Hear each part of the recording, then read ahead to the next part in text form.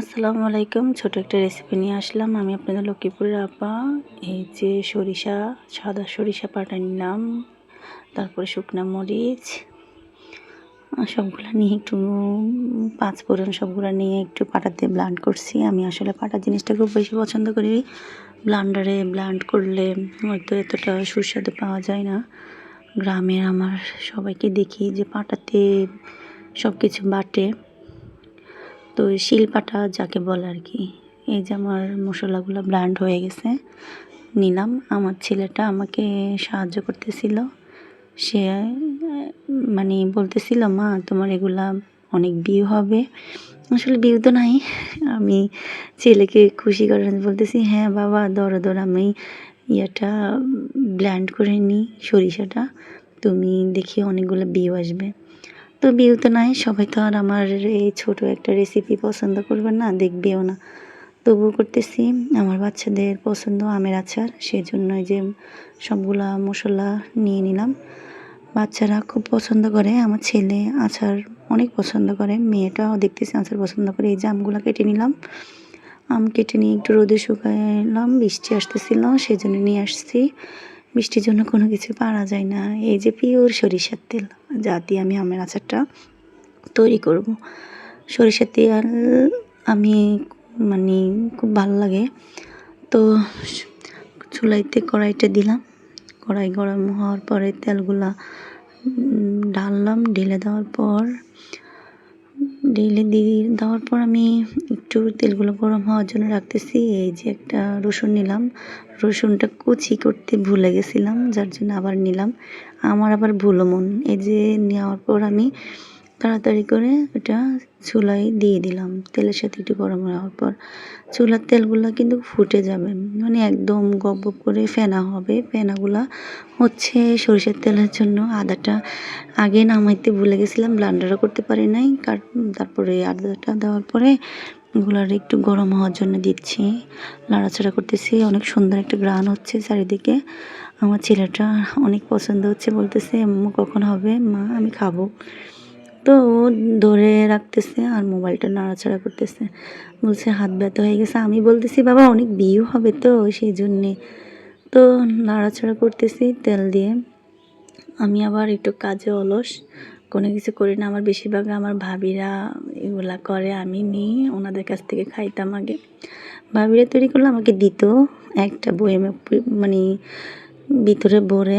অনেক মিস করি পরিবারের সবাইকে। তেলগুলো এই যে দেখেন ফুটফুটে চারিদিকে একদম ফেনার মতন হয়ে গেছে, অনেক সুন্দর একটা গ্রান। আমি পরিমাণ মতন সব মশলাগুলো উপকরণগুলো দিয়ে দিলাম।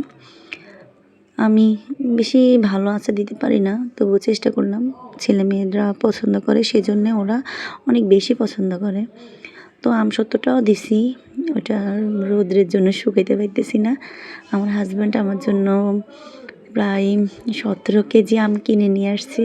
সবগুলো ফ্রিজে কী করবো, আর যা পারি এলোমেলোভাবে দিচ্ছি। একটু মরিচ দিলাম, আমি আবার ঝাল পছন্দ করি, আমার ছেলে পছন্দ করে, কিন্তু আমার মেয়েটা একটু কম ঝাল পছন্দ করে।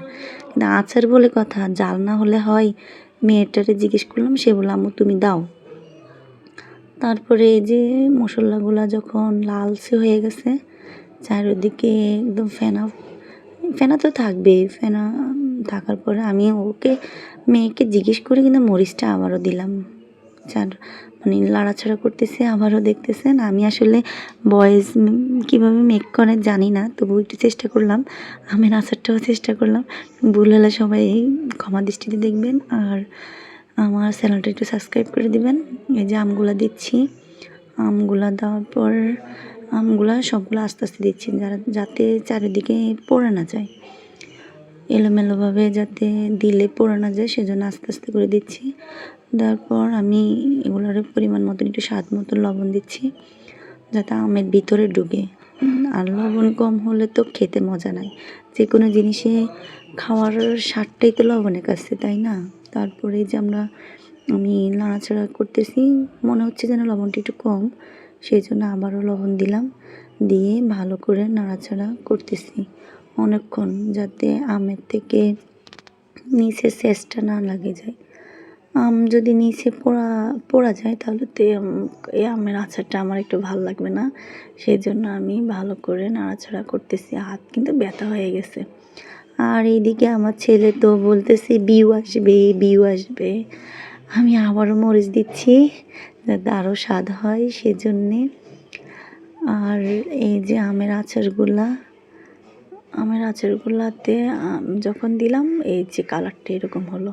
দেখছেন কত সুন্দর একটা কালার।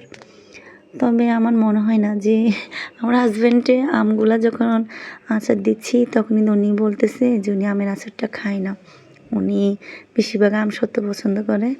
পরে এখন আমি আচারগুলা তৈরি করার পর যখন ছাদ থেকে আনলাম রাত্রে মানে ওনারা বাবা, মেয়ে, ছেলে ৩ জনে বসে একদম ডিশের অর্ধেক শেষ আর অল্পটুকু আছে। ওইটারও আপনাদেরকে আমি একটু দেখাবো কীভাবে ওনারা শেষ করলো। আচারটা এখনও শুকাই নাই। এই যে দেখেন আমার সিম্পলভাবে একটা লুক আসলো। তারপর আমি স্বাদের জন্য টক তো অনেক সেজন্য চিনি দিলাম। আমি আমার আপুকে ভিডিও করে দেখালাম, সে বলতেছে প্রচুর চিনি লাগবে। আমি বললাম যে আমি আধা কেজি চিনি দিলাম, বলে যে আরও লাগবে। পরে আমি যে দেখেন না চিনি ভরপুর মিষ্টি দিয়ে দিলাম। এই যে যখন মিষ্টি থেকে পানিটা বের হলো আমি চিন্তা করলাম যে পানিটা আরও টানুক, কারণ রৌদ্র তো নাই, বৃষ্টি একটু পর আসে। এই যে লাড়তেছি আর আমগুলাকে স্বাদ মতন মোমো করে ঘ্রাণ বাজছে, মানে এত সুন্দর একটা ঘ্রাণ আসলো মানে বলে শেষ করা যাবে না। পুরোটা ঘর মনে হয় যেন আমের ঘ্রাণে। মেয়ে আর ছেলে বলতেছে যে আম্মু অনেক সুন্দর। ওরা তো বলে একটুখানি দাও, আমি আবার একটু ঝোল দিই মানে বাটিতে। দুজনে অনেক মজা করতেছিল, খাইতেছিল। আসলে সন্তানদের মুখের হাসি অনেক ভালো লাগে যখন কোনো কিছু স্বাদ হোক আর না হোক, মায়ের হাতের তৈরি জিনিস তো সন্তানরা যখন খায় বলেছি খুব ভালো লাগে, তখন খুব ভালোই লাগে, মজা লাগে, নিজের মনটা অনেক ভালো লেগে ওঠে। আমার আসলে কখনোই ভয়েস করে নাই। ও এইদিকে আমি তো পাঁচফোড়ন দিতে ভুলে গেছি, আবারও দিলাম। পাঁচফোড়নগুলো দেওয়ার পর একদম গুঁড়ো করে নিয়েছিলাম। যখন দিছি অনেক সুন্দর করে কালারটা সেইভাবে আসছে, অনেক সুন্দর একটা কালার আসছে। আমি নিজেই মানে কালার দেখে চিন্তা করলাম যে আমটা আমি কখন খাবো। আর একটু পরে তো আমার একটা ছেলে একটা মেয়ে আসি শুধু বাটি নিয়ে দাঁড়িয়ে থাকে, ওদেরকে দিব। আমি শুধু হাসি আর বলি যে কখন এগুলো শুকাবে, কখন তোমরা খাবা। আমি কিন্তু এদিক দিয়ে মানে মশলা একটা দিতে ভুলে গেছি, সেটা হচ্ছে আমার এলাচি আর দারচিনি। তারপর ওইটা দিয়ে দিলাম, মনে করে না ওটা তো দিতে হবে, না হলে তো আমের আচারের ঘ্রাণটা আরও কম হবে। দেখলাম যে আরও বেশি করে হচ্ছে। এই যে আচার দেওয়া শেষ।